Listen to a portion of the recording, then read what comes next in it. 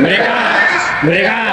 Ya, makasih sekali saya merasa terhormat untuk bisa hadir dan menuangkan pandangan-pandangan saya terkait. Dan pertama saya mau mengapresiasi bahwa DPC Perjuangan Malang menggunakan istilah renungan atau refleksi. Renungan atau refleksi. PDI Perjuangan Malang tidak hanya menggunakan kata renungan atau renungan. Mengapa? Karena kalau hanya memperingati renungan itu semata-mata hanya memutar kembali ingatan-ingatan kita terkait peristiwa 30 tahun yang lalu, dan kita tidak mendapatkan pelajaran kalau hanya mengenang atau memperingati. Tadi benar sekali tadi apa yang diutarakan oleh Bung Doni menggunakan secara refleksi dan penjelasan yang bagus terkait siapa yang tidak belajar dari masa lalu, dia akan tertutup untuk mengulanginya kembali. Kalau kata salah seorang filsuf dari Jerman, itu peristiwa berlangsung dua kali. Pertama sebagai tadi, kedua sebagai terucap.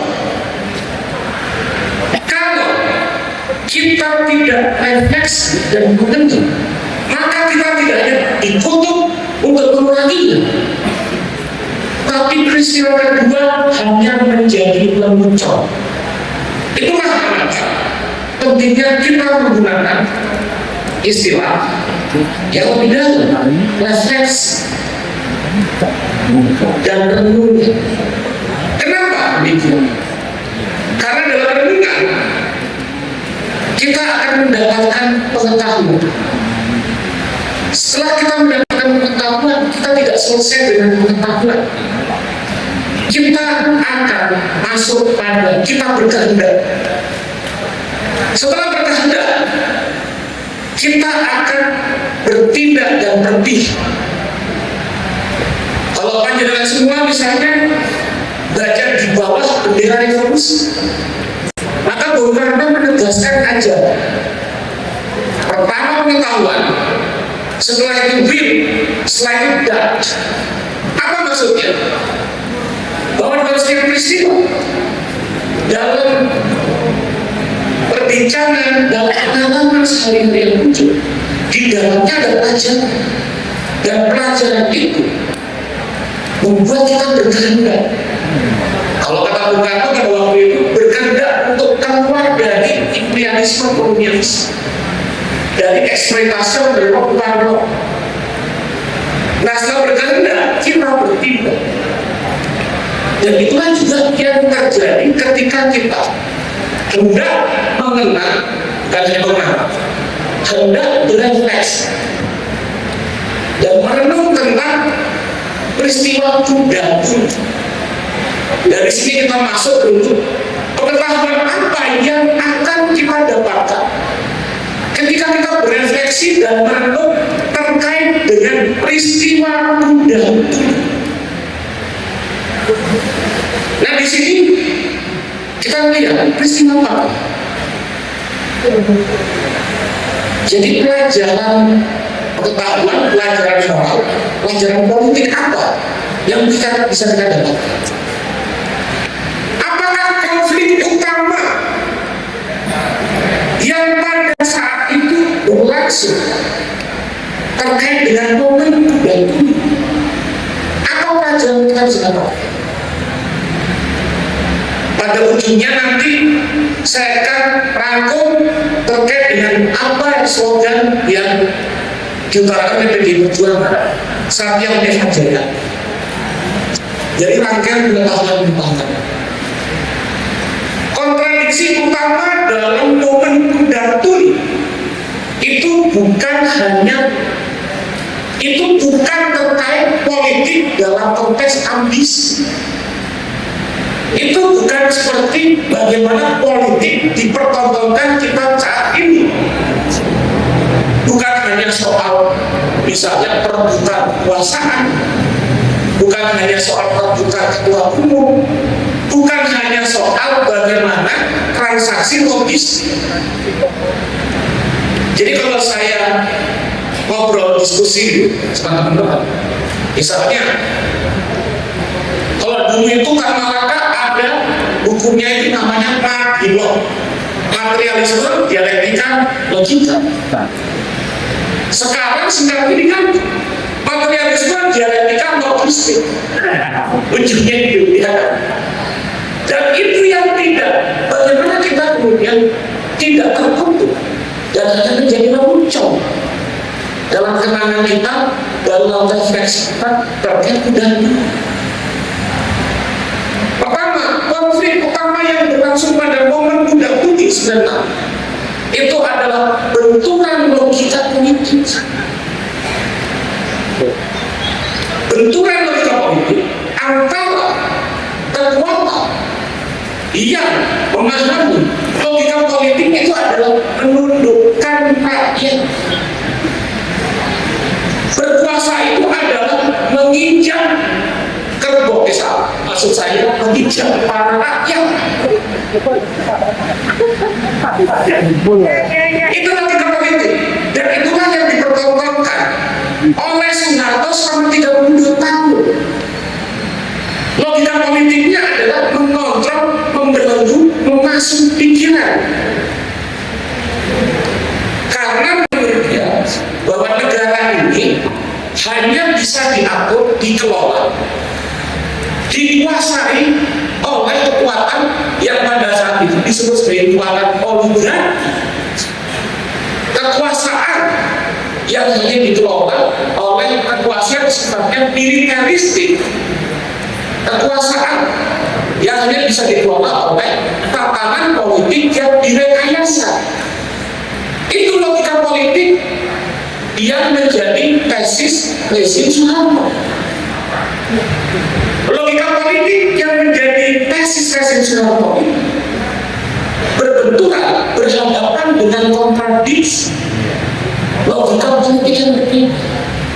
Logika politik yang fondasi genealogi historisnya itu sebetulnya berangkat dari gagasan pandangan Marxisme Bung Karno.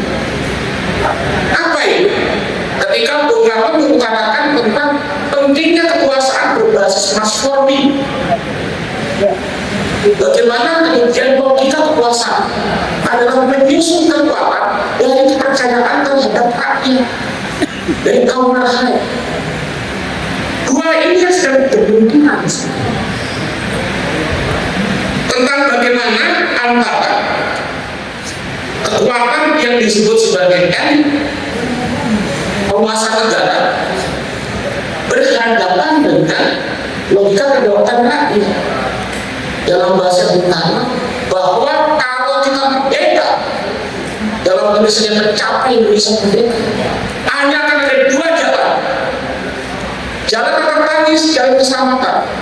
Jalan rata tangis adalah ketika kekuasaan dirampas dari kaum rakyat. Jalan keselamatan adalah ketika kekuasaan itu dibimbing, diasuh oleh kehendak rakyat, kehendak rakyat. Itu yang sudah menjadi benturan terkait dengan konflik yang berlangsung pada momen tertentu. Konflik dalam konteks tertentu adalah konflik terkait dengan demokrasi dan otoritarianisme.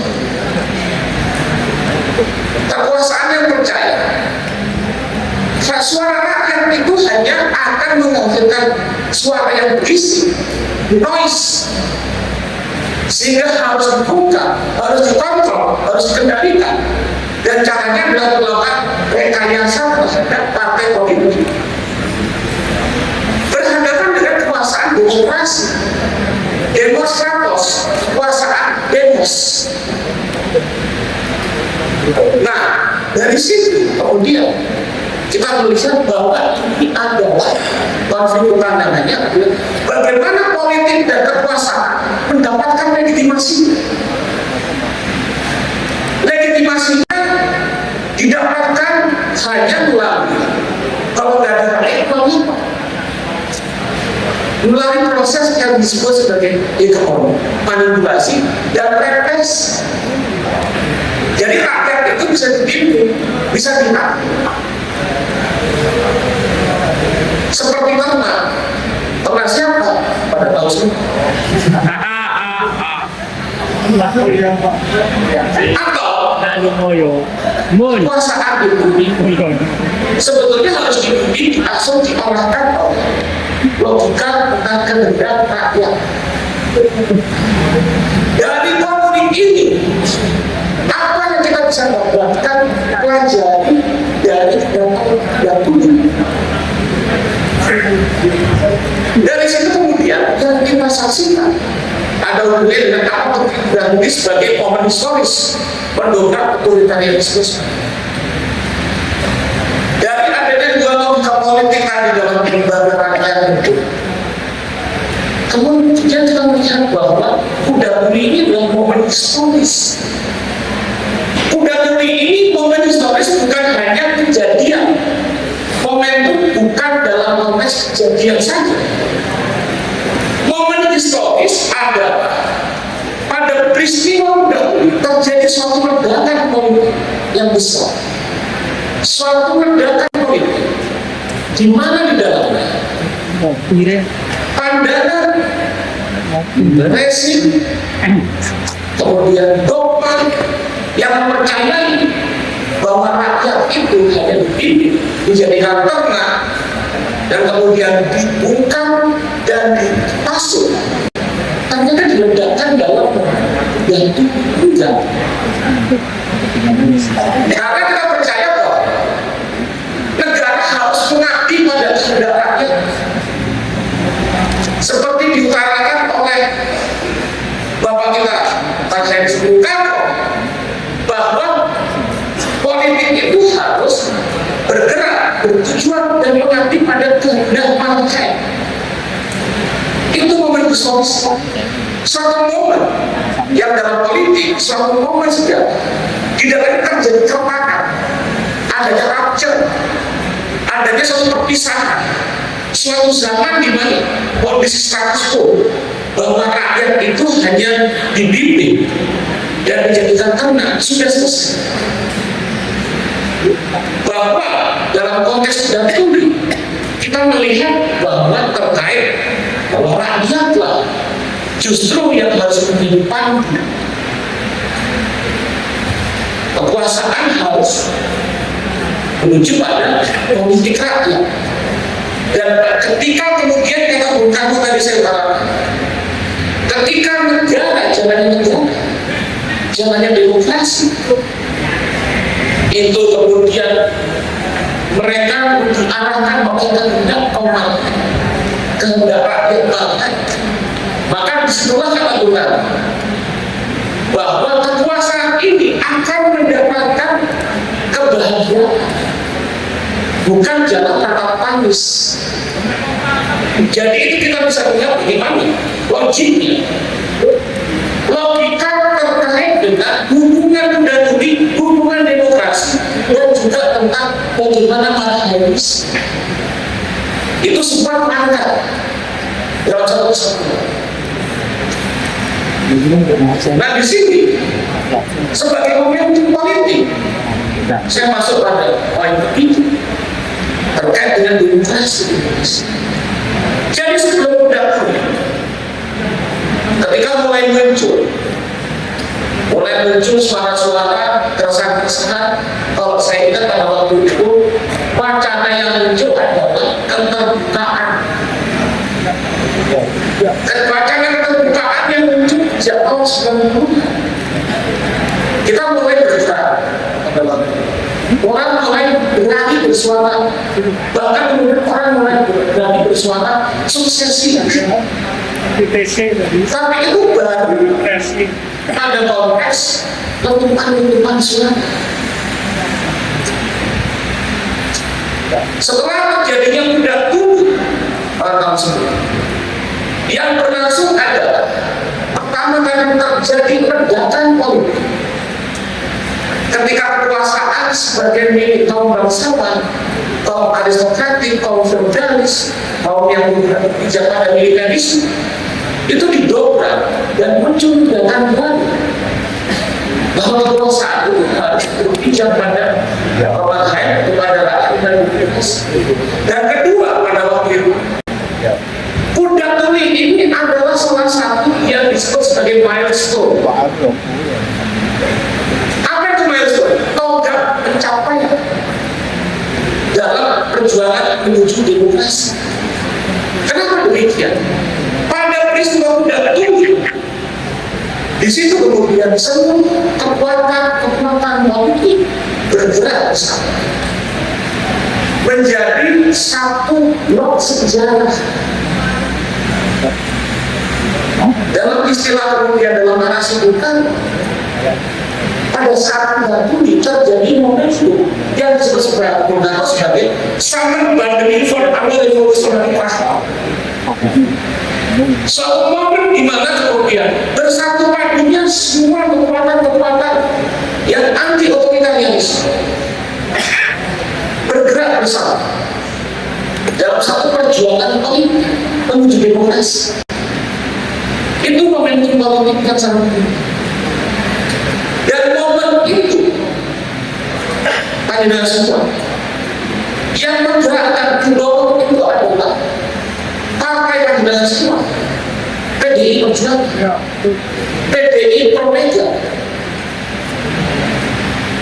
Ini momen kenapa penting? Kalau saya baca dalam sejarah sekitar pada era Soekarno,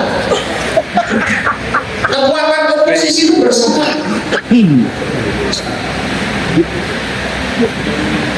Kekuatan politik pada waktu itu hanya jadi bineka, cuma sekedar pantas-pantas. Sementara kekuatan oposisi yang lain, mereka berhitung bahwa kami bukan kekuatan politik. Bahkan gerakan mahasiswa pada waktu itu kita bukan gerakan politik, kita gerakan moral. Padahal suatu posisi moral hanya akan mendorong pada perubahan kalau menjadi gerakan politik. Dan PDI pada waktu itu di bawah pimpinan Ibu Megawati Soekarno yang pertama kali menempatkan milestone tentang bahwa ini adalah momentum perubahan sejarah, bahwa di dalamnya gerakan moral, gerakan politik yang bekerja mewujudkan kekuasaan berbasis pada kehendak Allah. Itu penting. Pada waktu itu saya ingat sampai tahun 90 yang disebut sebagai gerakan mahasiswa, gerakan intelektual, gerakan aktivis LS, mereka mengkritik Soeharto dengan perlindungan bahwa kami adalah gerakan moral. Dan pada waktu itu make sense kalau mereka menggunakan kata-kata semata-mata gerakan moral. Karena begitu mereka menggunakan kata ini gerakan politik, mereka akan terjebak pada jeratan politik Soeharto. Tapi momentum sudah tulis sebagai momentum politik adalah keberhasilan mendobrak sekat-sekat. Akhirnya semua ada kehendak bahwa ini harus ada transformasi politik, perubahan politik, dan sampai kemudian sejak 2007 semua kekuatan oposisi sepakat bahwa sudah saatnya Soeharto jatuh. Itu adalah peristiwa penting. Dan semua itu dilakukan berdasarkan para korban-korban dari Pak Mahmud, kami itu senior saya Mas Bimo, Mas Herman Hindawa, dan rangkaian korban-korban itu.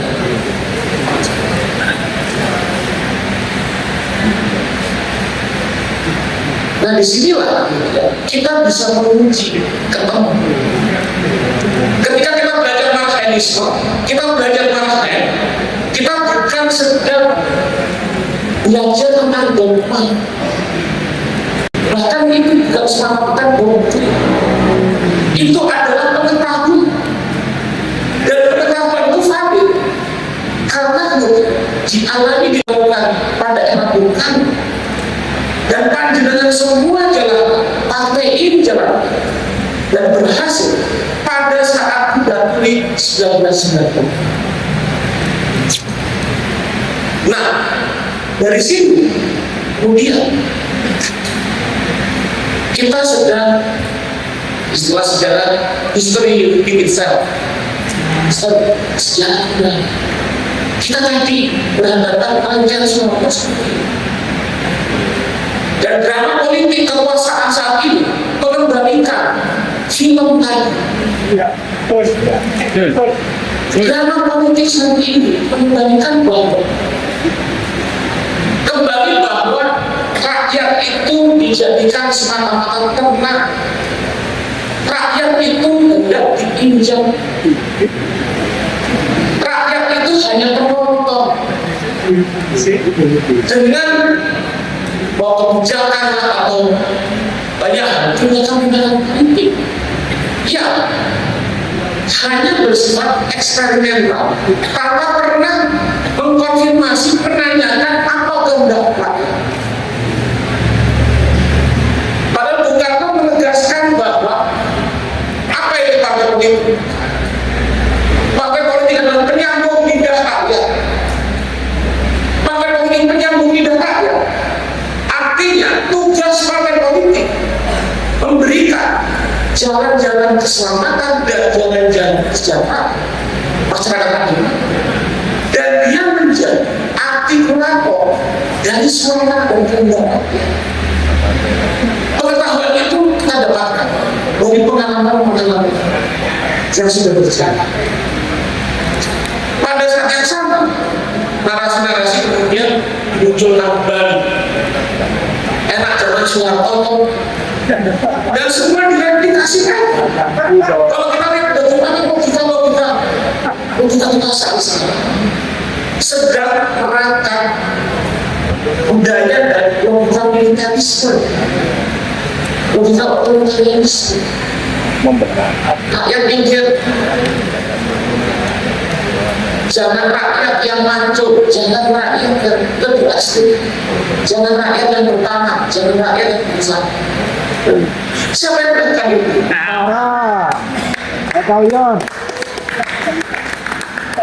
Kita berhadapan dengan bagaimana realitas sejarah. Bung Karno mengutarakan dalam tulisan awalnya nasionalisme, Islamisme, Marxisme. Dia mengutarakan bahwa sedang bangkit saat ini yang namanya Arya Bima. Arya Bima itu kalau sekarang kaum muda. Mereka kaum muda yang tidak senang akan nasibnya, tidak senang akan nasib ekonominya, tidak senang akan nasib politik. Sebelum akhirnya bangkitnya Arya Bima, segala bentuk penindasan, segala bentuk pemasungan, segala bentuk penginjak kepala mereka diterima karena dianggap bahwa itulah memang nasib Bung Karno. Tapi sekarang tidak lagi. Penolakan dan gugatan terhadap hal itu muncul dari suatu kesadaran dan ketahuan bahwa semua bentuk penindasan, semua bentuk eksploitasi, semua bentuk merepresi itu berangkat dari motif pencarian rezeki dan membuat rakyat terus-menerus bodoh dan terus-menerus miskin dan sekitarnya akhirnya bergantung kepada mereka yang berkuasa. Ini semua tentang perebutan rezeki. Itu kata Bung. Dan dari situlah kekuatan muncul dari penjelasan tentang Arya, yang penjelasan tentang Marhail sebagai informasi sosial. Apa pengalaman historis yang menjadi rangkaian penderitaan rakyat Indonesia pada saat itu? Kemudian dia muncul karya analisis tentang Marhail. Dari analisis Marhail itu kemudian muncul teori perjuangan Marhailisme. Nah, dari situ peristiwa Kudatuli itu menerapkan, menempatkannya secara praksis salah satu ajaran Bung Karno, terutama bahwa percaya kepada politik massa Marhail, dan semua itu dijalankan terbukti. Bung Karno membawa Indonesia merdeka melalui pengalaman mulai Jepang, terbukti. Kudatuli PDI dipimpin oleh Bu Megawati, menjalankan pidato, menjalankan jalan politik yang berbasis pada percaya kehendak rakyat dan terbukti demokrasi. Nah, disitulah poinnya. Kalau kita berdasarkan evangelia, kebenaran akan menang. Itu pengetahuan dari kami dalam dua momen rangkaian sejarah. Bung Karno dan Bu Mega menjalankan politik berbasis benar. Kebenaran akan muncul. Dan kalau kepastian kita belajar, kalau kita terus-menerus